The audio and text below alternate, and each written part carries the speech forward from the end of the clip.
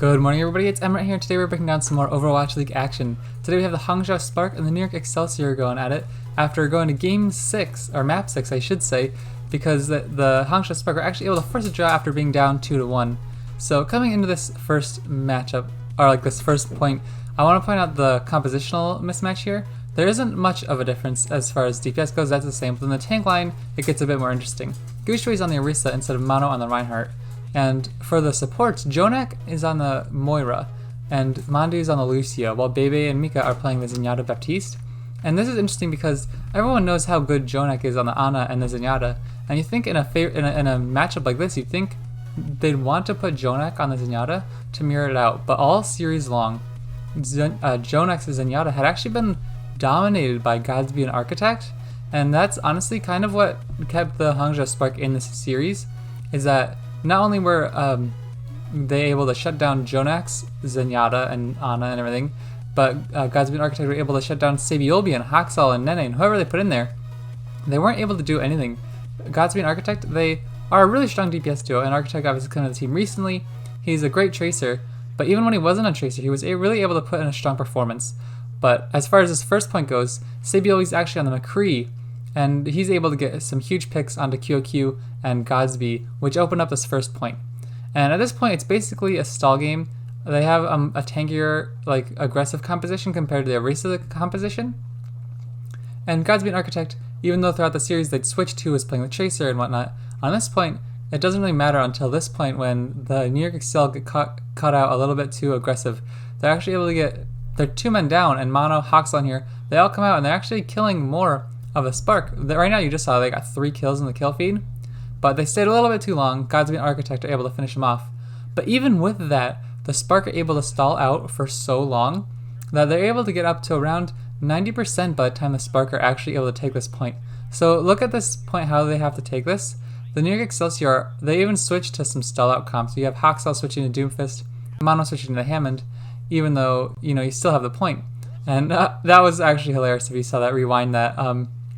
Now, right there, Hoppa actually went up for the Gravitic Flux, but that's right when Godsby triggered the High Noon, and he was able to take him off, and that triggers the flip. If that didn't happen, who knows how that fight would have gone, because that was such a huge quick pick that wasn't really like a play made by the Spark as much as it was just kind of a weird coincidence when Hoppa happened to fly up in the air at the same time.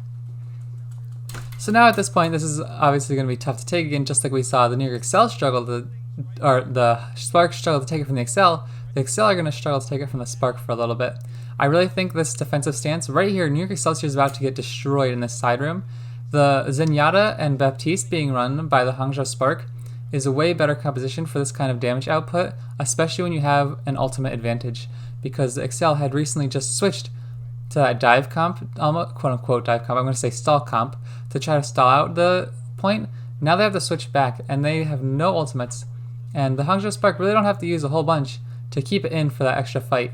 And so now obviously the XL come back, they're trying to build up the ultimate charge a little bit more, but the Spark have the same time to do the same thing. So again, I think that Bebe and Mika were really key for this point specifically, although the Spark or the XL actually end up winning it. At this point, QQ gets a decent Gravitic Slam, and I thought he was huge this series. If you haven't watched my other video, I discussed his debut this week, or his performance this week, and Mika, I thought they were really good. I've heard talk about Mika being one of the best Mercies in the league, and I'm not a great Mercy analyst, so I won't comment on that, but I was really happy with his Baptiste play, and I thought QQ was a really, really big playmaker for them. I thought there were a few times when he did get caught out when he didn't need to, but he was a really big playmaking Sigma. I think it's exactly what you need on the Sigma. He didn't just settle for, like, you know, any defensive play. Like, he was really out there making plays happen, getting those kills, and especially on the third point, or second point, we'll see that happen. And on the third point on Hammond, he absolutely destroyed. But as for this point, Sabiolbi is actually able to come in here and get the better of Architect. Mano is able to pin QQ in that side room, and then at that point it's over for the Sigma. He can't really do much. Spark are coming in trying to stall, but the XL are able to win it out after that first like 30 seconds in the map, where Sabiolbi is able to get those 2 kills. Really set them up for the rest of the map, where even though they struggled for a little bit in the middle of it, they were able to come out with the win on the first point. Alright, for the second point we see a slight difference. This time, instead of running the Zenyatta Baptiste, we see Bebe and Mika go to the Lucio Moira. And obviously that's kind of just because of the map, but look how quickly Mono gets destroyed here. That was absolutely crazy, and I think this is probably when the Hangzhou Spark look their best, is with Gushui and QOQ next to each other on this Rhine Sigma. I think they're so good together. Gushui obviously known for his Winston, but he has a really solid Reinhardt. And there are a few other plays in this map where I want to point out how well Gushui does on this Rhine and QOQ does on this Sigma. I think the Hangzhou and the Reinhardt from Mono, it's kind of like an Excelsior play style difference rather than a map play style difference, because we see Hangzhou Spark playing on this McCree and the McCree Reinhardt instead of May Reinhardt. But at this point, the XL are actually able to come back, and despite my claims to the goodness of the tanks on the Spark, the NYXL are actually able to come in and walk over them, even though the Spark are only able to get 20%. Now, don't take that too far though, because as we saw the first fight, the tanks really won the fight for the Spark, and they're going to do it again right here. Mika, of course, I thought he was pretty flexible, able to play the Lucio and the Baptiste and the Mercy all pretty well, and that's why I want to talk about like how good this Spark team can be as this fight's building up. Architect, QOQ, Mika, all really new to the team, but they're all looking so good. We came into this season expecting big things from the Spark. Now I'm going to rewind this real quick as we see this play unfold. The Spark ended up winning this. Yeah, Gushui's going to get a really big shatter here. After Mono, look how far he's wandering to the side, even though his team's nowhere near him. Right here, Gushui's going to see this, and he's going to turn, and he's going to drop the shatter. Huge pin by Mono, I want to say, to stop him from following up a much, but at that point it's already late. Gushui had already finished 2, and he's able to get the 3rd on Mono. Huge play from Gushui on the Reinhardt, and he gets the 4th on the Happa. Big plays like that are what you need from your tanks, and I think that's what they have with Gushui and QOQ. I think all 3 aspects of this team, their DPS, their tanks, and their healers, can all make plays. It's not, all of these pieces in play. I don't see other teams like the Outlaws, let's say, with Dante and Linkser.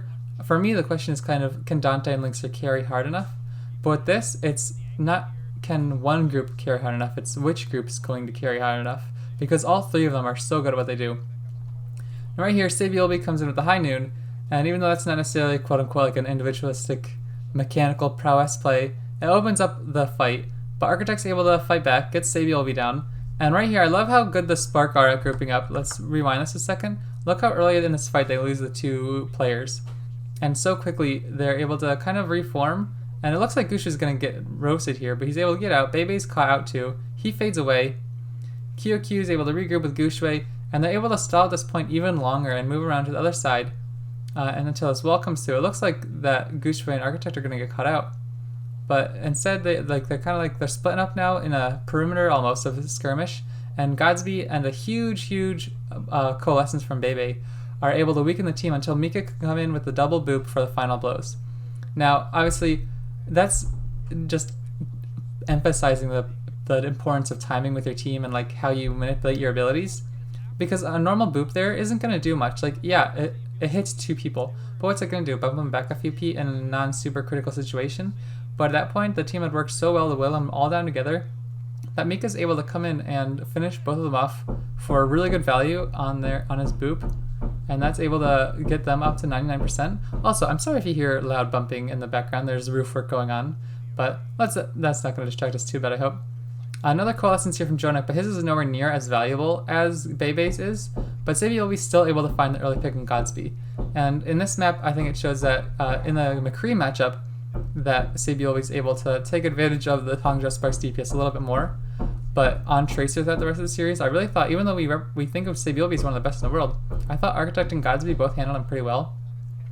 And right here we see Sabiolbi or QOQ get a big pick on Sabiolbi. And that shatter by Gushui, it was really good shatter, how he pinned Mono away from the wall, but in reality it didn't get much value at all. There was no follow-up, the team was already dead, and so at that point, yeah, it was a cool highlight play of, big brain play shatters, but it didn't really do much, and it kind of wasted the ultimate. And so now at this point, that's one ultimate down that the NYXL don't have to worry about as they try to get their next 40%. So obviously just high ground advantage here, trying to take control of that. Mono drops down again though, kind of alone, and he gets caught in the freeze.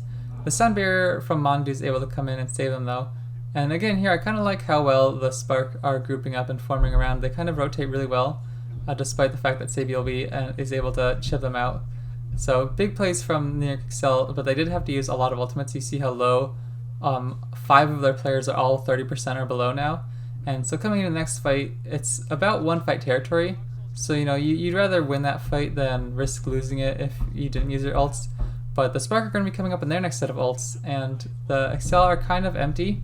And so coming into it, all the Spark have is the Sigma ultimate, but that doesn't do much until here. Huge play, I want to point out again how big of a playmaker QQ is. He goes on 1v1 Sabiolbe on the side and takes him down. He gets Mandu down to 1, Hangzhou's on half here, and he's able to come in, chip in some damage to make sure he's finished off. And at that point, Mano can't get away, he gets stunned by the accretion, and the Hangzhou Spark walk in, take it with only the, I can't think of that name, why can't I think of it? But anyway, Sigma's ultimate, and that'll take it to point 3. Now for point 3, we're going to the much more skirmishy map, and we're going to see that as it plays out. There are really going to be extremely few team fights. It's all going to be like a large skirmish phase. And so here we see Hangzhou on the Pharah, Sabiolbe on the Tracer, and now Godsby's on the Tracer and Architect's on the Pharah, even though I think Architect's one of the best Tracers in the world. We see Godsby instead, and even with that, we're not going to see Sabiolbe really take down Godsby at all. And the Pharah matchup, the Tracer matchup, and then we see the Ham and Winston, everybody's going to be kind of, it's a complete mirror match, but we're going to see everybody just skirmishing around, and JoNak's able to find Gooseway, but look at the kill feed as this map goes on. Like, really pay attention to QQ. Obviously right here, he finishes off JoNak. Huge play by Bebe again. I want to point out, like, he's a big playmaker. He's able to finish off that Mercy. QQ absolutely dominates this map, and that's what wins the series for the Spark. Right here, Mano's actually getting caught out as NYXL dive. Can't fight off like the regrouping Spark, like I was trying to point out earlier. They seem so good at regrouping and forming around each other and peeling for each other. Now QQ again finishes Happa, and as this happens, now QQ again, but now once Hangzhou Spark capture this point, it's going to take ages for NYXL to get anywhere near capturing it, simply because of how skirmishy this point can play. And even though we see JoNak on the Ana, you have to favor him over Bebe. I think that Godsby right here, able to get 2 of them, finishes off the support line, and QQ getting another huge kill into Sabiolbe. Like seriously, in the Overwatch replay, if you guys are Hammonds, check out what he's doing here, because he's roasting everybody on the XL with his Hammond. And I think we all love to see Hammond in play, but how cool is it when we see such a difference maker? I think Gooseway, he's able to play on his favorable Winston. That puts things in a big favor for the Spark, even though Happa is a good Winston himself. I do think Gooseway and QQ here is just an unbeatable matchup for that tank line, and this is really good proof of how strong the Sparks lineup is throughout this whole series. The XL had to switch up a few pieces. They didn't play Hangzhou Sabiolbe the whole time, but they're able to still dominate and like really like keep up with one of the best teams in the league. Obviously, it wasn't like it was a clean sweep from the Spark. Point out again, QQ finishes off JoNak. And the fact that Godsby and Architect were able to switch off from Tracer, like one would play Tracer, one would not, and switch it back and forth while keeping up with NYXL, really shows how consistent they are and how strong they both are on that character. So now look at this, we're at 60% already, and the XL have barely been able to force another fight, and they're just getting picked off and stuff. And at this point, the Spark and NYXL's ultimate situation's pretty similar, but what value are you going to get out of it? Like everything's so skirmishy. The Primal Rage isn't going to really be able to do too much because everyone's so displaced already. It doesn't really like accomplish much. Barrage might be able to pick or 2, but because people are like Pharah's in the sky, Tracer's on the flanks, Ana's so far in the back line, Hammond and Winston are flying around wherever, it doesn't really do a whole ton. Now this turn it's time for Gooseway to get the huge pick on JoNak, but they both trade Anas, and at that point Sabiolbe is actually able to come in and get some work done now without the Ana able to support, and he's able to pick off Mika. So I believe coming up soon, Sabiolbe, yeah, right there, he picks off Godsby as well, which is one of the few times in this entire map we'll actually see a Tracer duel happen. And so it's big for him to be able to pick it up, and it gives them some hope as this map's winding down. Now the Spark are up to 99%, and the Sabiolbe is able to get a big pick on the Spark, but it's not enough because, like I said, this map's so skirmishy, they're able to stall out until the rest of the team gets back. Now, Ana's getting close to the nano boost for Bebe, same as JoNak. But other than that, the teams are kind of empty on ultimates. So the nano comes into the Winston, but everybody C9's trying to chase down the Hammond in the backline after a Reaper switch comes in, which I do not get. because there's a Pharah, there's a Reaper, and other than the Hammond and the Winston, it just doesn't seem like the Reaper's going to be able to get much value. And you can see the disappointment on the players' faces for the NYXL. Huge win for the Spark. I want to take a quick moment. I'll rewind this just a few minutes back into the match so you can watch something other than the commentators here. Spark are on the brink of being great. I really think this team is about to pull through. Before the season started, I had them rated in my top 6, I believe, with their old roster. Now, bringing them in the new players, Architect, QQ, and Mika, all 3 of them are really great, and I think they'll make a big difference for this team. And I am 100% back on the hype train and believing in them as, top 6 team in the league. So coming out of this match, I think we can take away that, yeah, QQ is a really good tank to go along Gushui. And as far as Mika goes, I'd like to watch more gameplay of his. I might take a look at his replay viewer later because, like I said, I'm not a great Mercy reviewer, but I'd love to watch more of his Baptiste gameplay and some of his Lucio gameplay. Guides and Architect are insane, and I don't think this can be taken too hard for the XL. It was a really close fought match, but obviously they wish they came away with this win. They should be coming away with wins like this if they're going to prove they're a dominant team in the league. So thank you guys so much for watching. Please leave a like and subscribe if you're still watching. I hope you enjoyed this content. I'll be making more of it, and I'll see you next time.